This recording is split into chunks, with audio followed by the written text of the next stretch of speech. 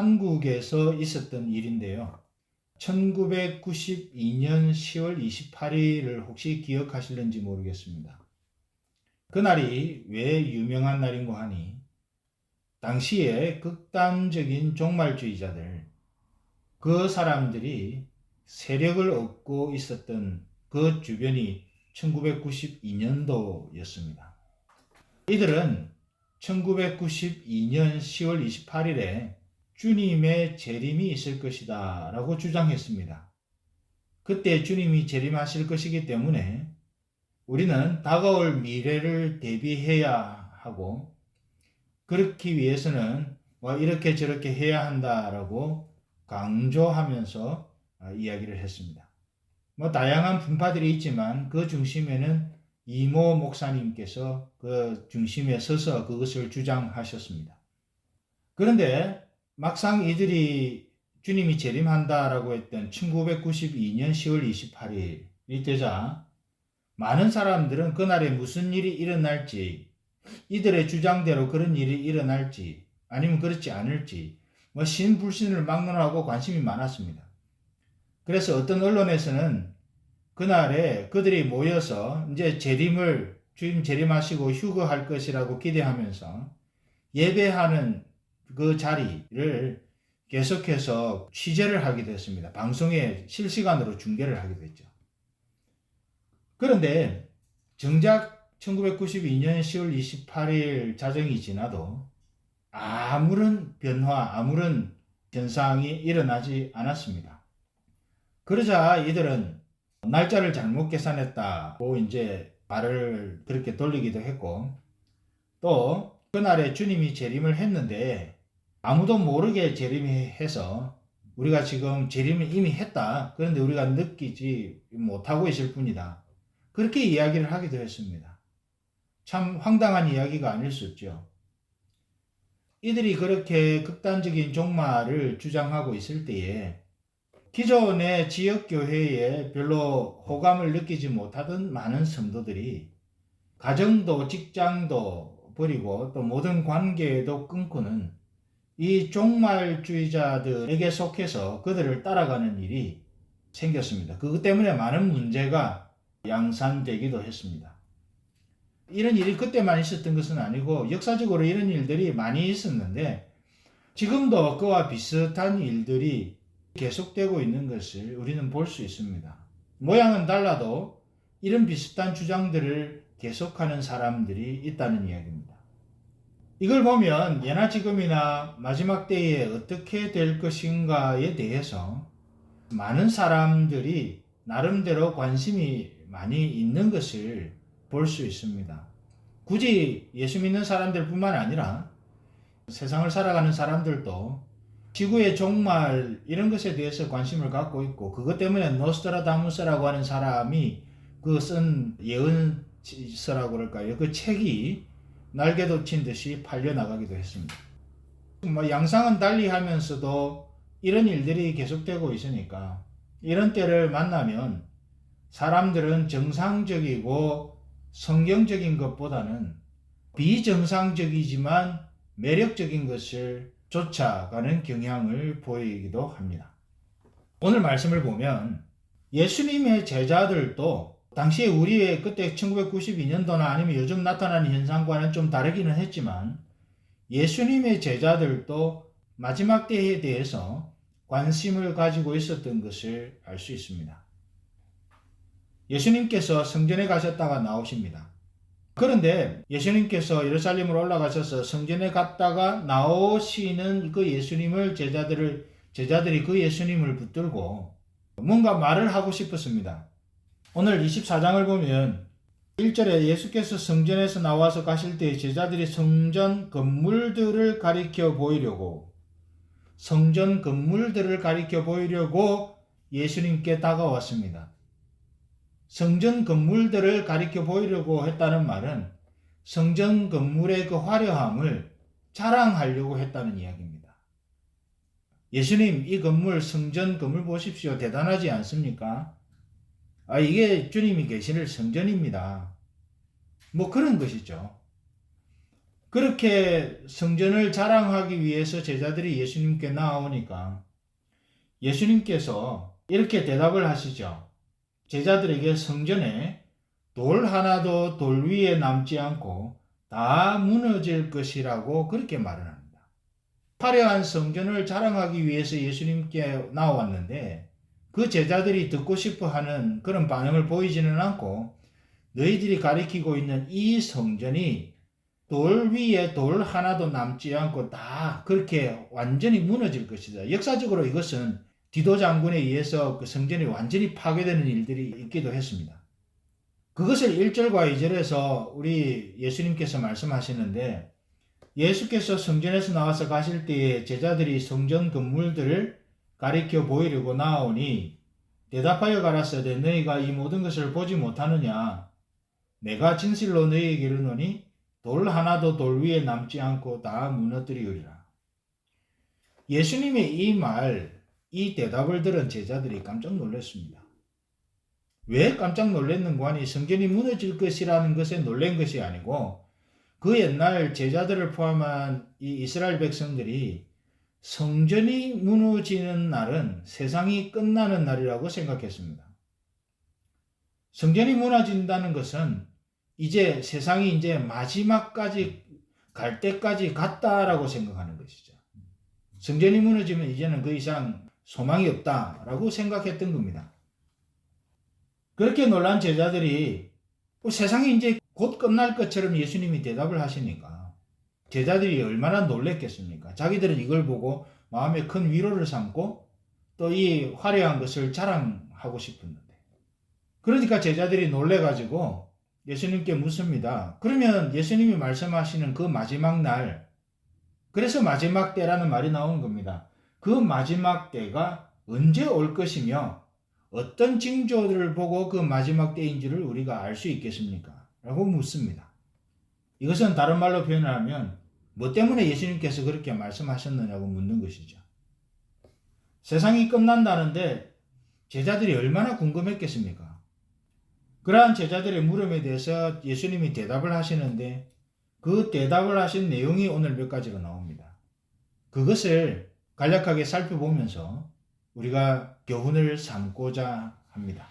먼저는 예수님께서 대답하시기를 마지막 때에 어떤 일이 있겠습니까? 라고 물은 이 제자들의 질문에 대해서 대답하시기를 마지막 때가 되면 사람들을 미혹하는 일들이 일어난다고 예수님께서 말씀하십니다.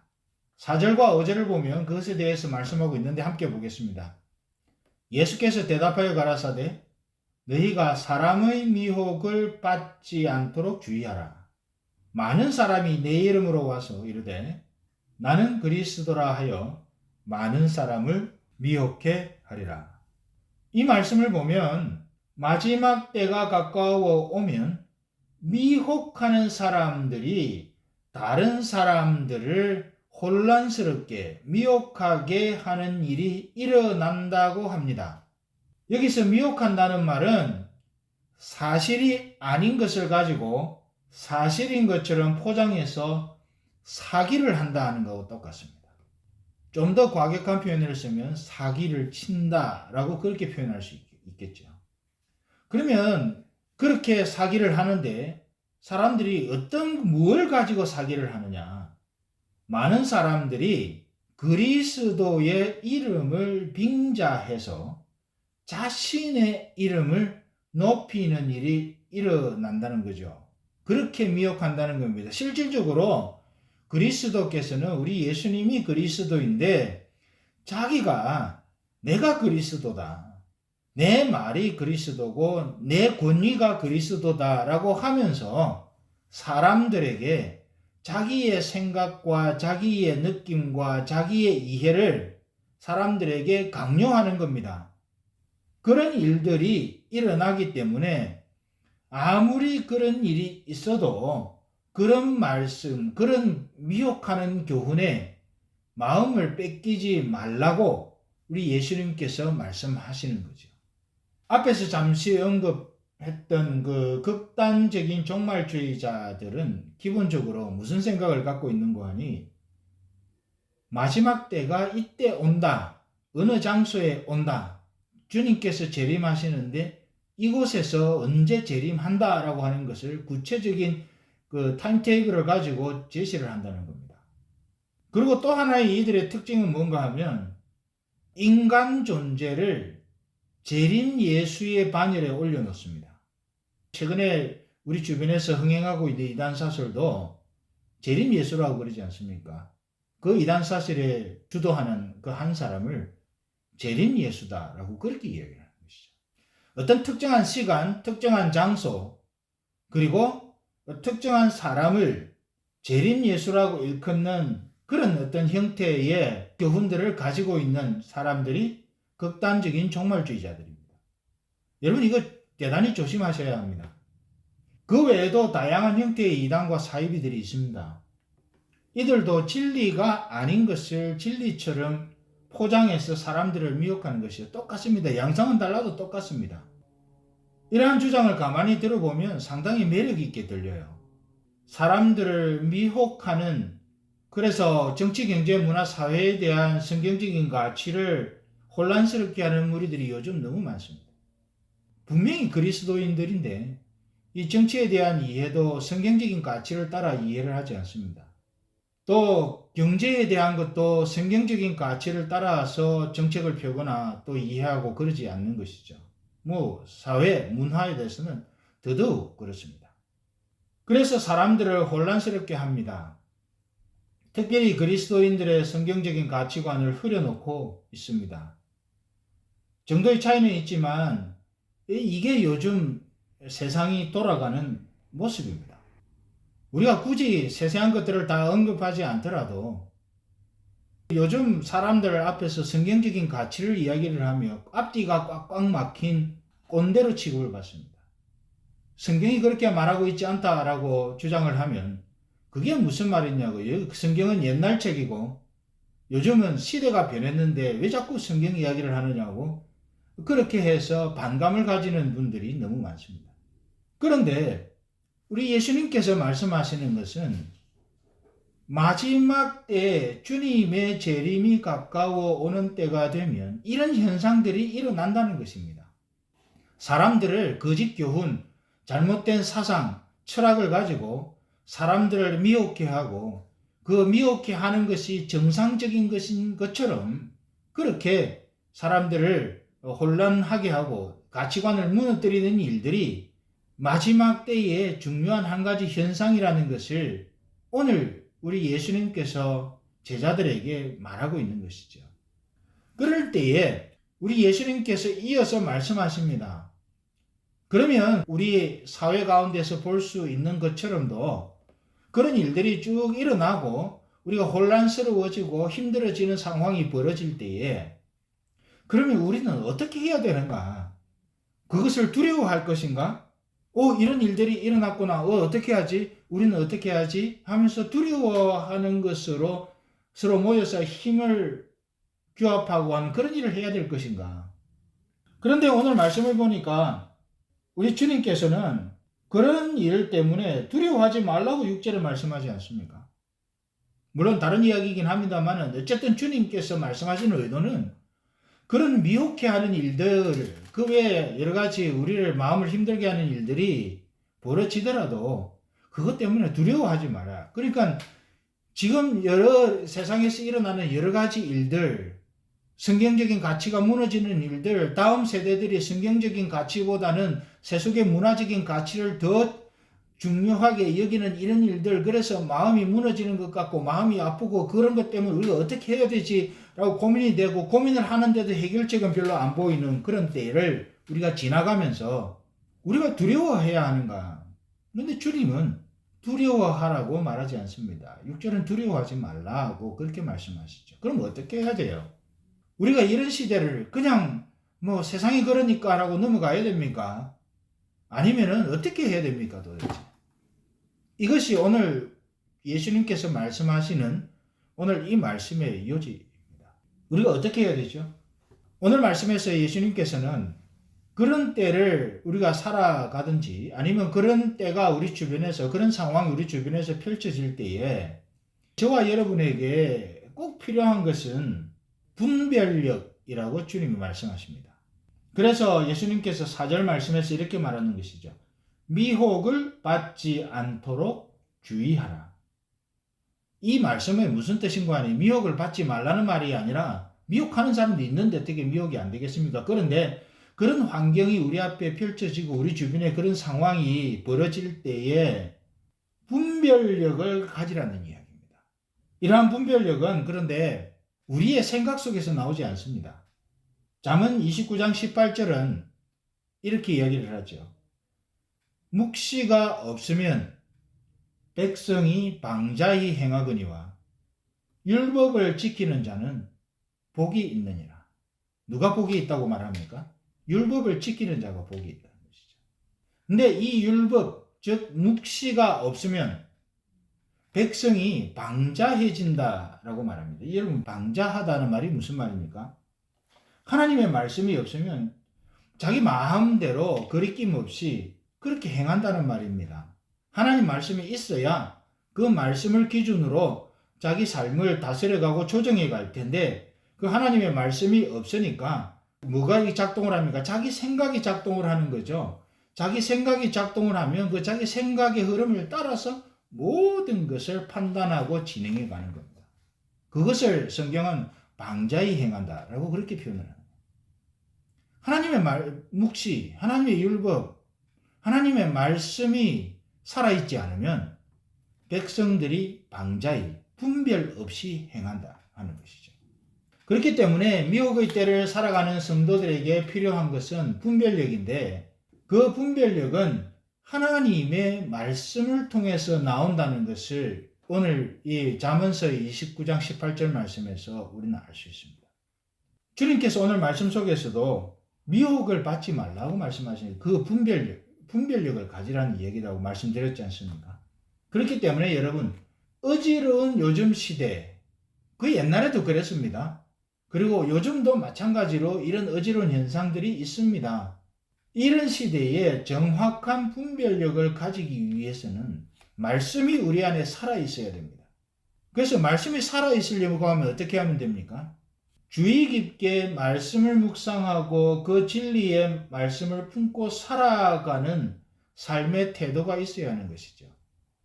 여러분, 여러 가지 상황 때문에 내가 바빠서 또 내 상황이 잘 허락이 되지 않기 때문에 내가 이런저런 여건 때문에 말씀을 제대로 묵상할 시간이 없다. 예, 충분히 이해할 수 있습니다. 그런데 그럼에도 불구하고 오늘 잠언 29장 18절에서 말하는 것처럼 하나님 앞에서의 세상을 분별할 수 있는 분별력은 자기 마음대로 살지 않고 세상을 분별하고 하나님의 기준을 따라서 살아갈 수 있는 분별력과 능력은 다른 것이 아니라 우리의 지혜, 지식이 아니라 공부를 많이 한 그 지식을 통해서가 아니라 말씀이라고 하는 이것을 통해서 그런 분별력이 생긴다 하는 것이죠. 그렇기 때문에 시간이 있고 없고 이 문제가 아니라 여건이 되고 안 되고의 문제가 아니라 우리는 어찌하든지 시간을 만들어서 묵상하고 그 말씀대로 살아가는 삶의 수고와 노력이 우리 안에 있어야만 우리에게는 분별력이 생기고 그 분별력 때문에 어지러운 세상에 휩쓸리지 않는 믿음의 중심을 견고히 가질 수 있다는 이야기입니다. 이게 마지막 때에 미혹해하는 많은 사람들, 많은 존재들, 그 미혹하는 현상들이 벌어지고 있는 그런 상황을 살아가는 성도들이 갖추어야 할 중요한 애티튜드가 되는 것이죠.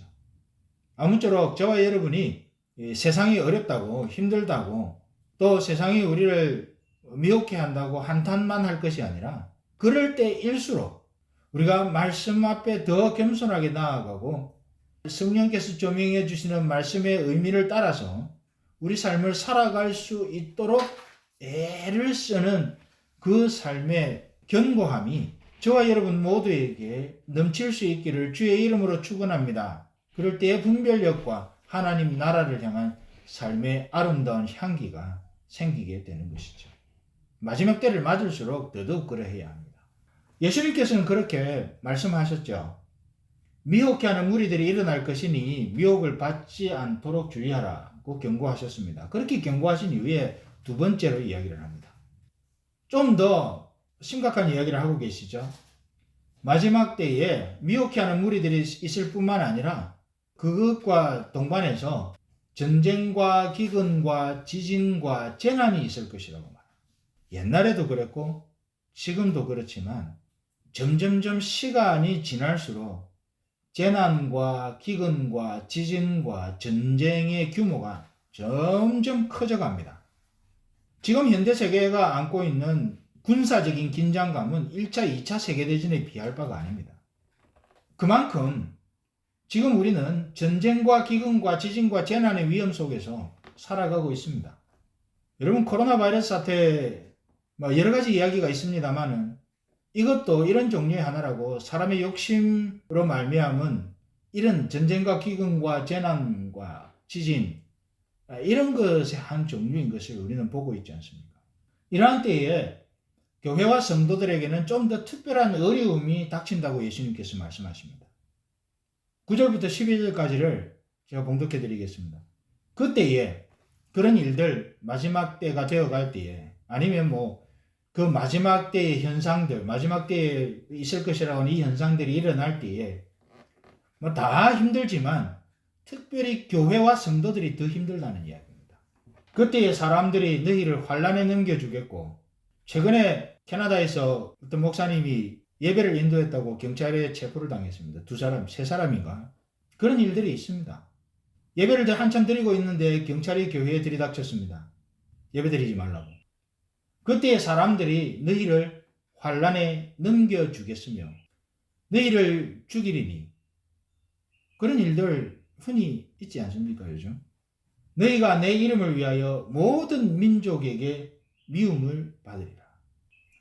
그때에 많은 사람이 시험에 빠져 서로 잡아주고, 10절부터는 이런 어려움 때문에 교회 안에서 일어나는 일들입니다. 많은 사람들이 시험에 빠져 서로 잡아줍니다.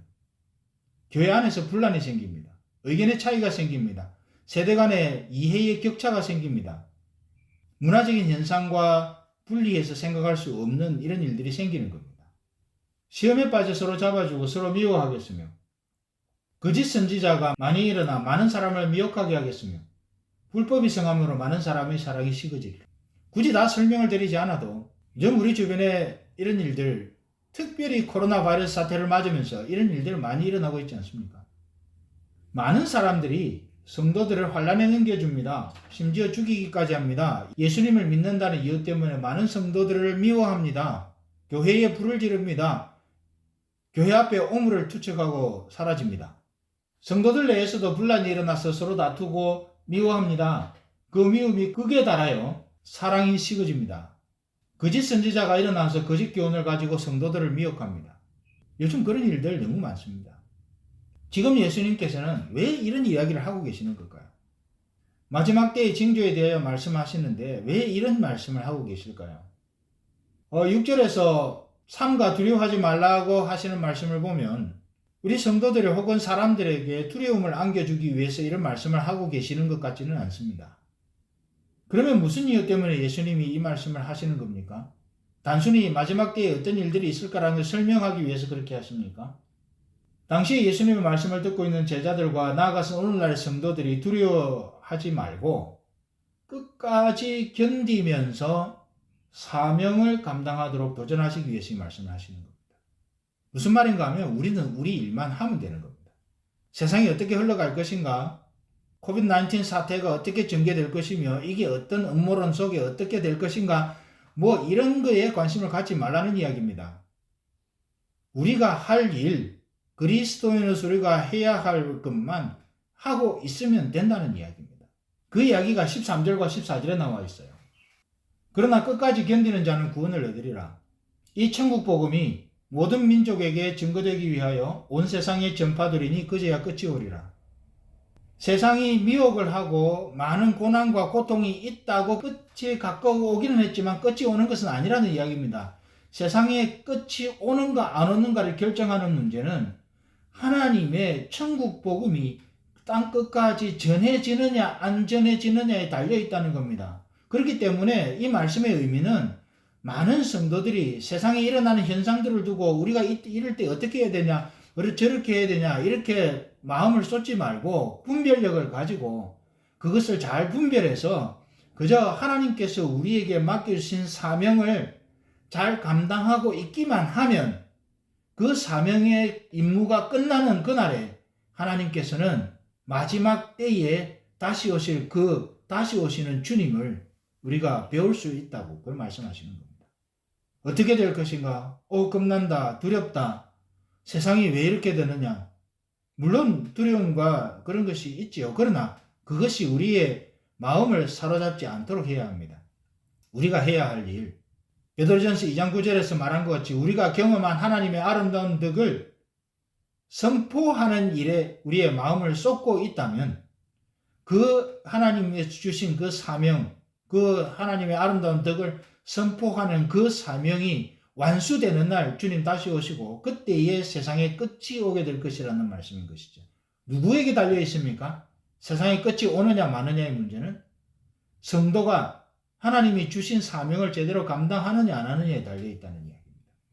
요즘 세상이 돌아가는 상황을 보면 걱정스러운 순간이 한두 번이 아닙니다. 그러다 보니 많은 교회와 성도들이 두려움에 쌓이는 것은 어쩌면 자연스러운 현상이라고도 할 수 있겠습니다.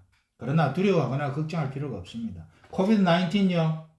우리를 그것으로 인해 파생되어지는 상황들이 우리를 힘들게 할 수 있습니다. 그러나 우리가 그것을 두려워할 필요는 없습니다. 조심은 해야지요. 그러나 두려워할 이유는 없습니다. 걱정할 이유도 없습니다. 우리가 뭘 해야 되는지, 하나님께서 이 땅을 살아가는 성도들에게 맡겨주신 사명이 무엇인지 그걸 우리가 파악하고 그것에 우리의 관심을 집중하고 우리의 에너지를 집중해 가면 되는 겁니다. 예수님께서 저와 여러분에게 부탁하는 것은 두렵고 걱정하는 것이 아닙니다. 오늘 말씀에서 보는 것처럼 마지막 시대의 상황이 느껴질수록, 그래서 두려움과 걱정이 밀려올수록 그것에 마음을 뺏기기보다는 주님의 영광스러운 재림을 기대하며 주님께서 성도들에게 주신 사명, 뭐죠? 천국 복음을 땅끝까지 전하는 그 일에 에너지를 쏟을 수 있기를 바랍니다. 그것이 혼란한 시대를 살아가는 성도들, 제자들에게 우리 예수님께서 당부하시는 말씀입니다. 이 당부의 말씀을 마음에 간직하고 하나님이 기뻐하시는 열매들을 가는 곳곳마다 맺어드리는 그런 저와 여러분들이 되기를 주의 이름으로 축복합니다.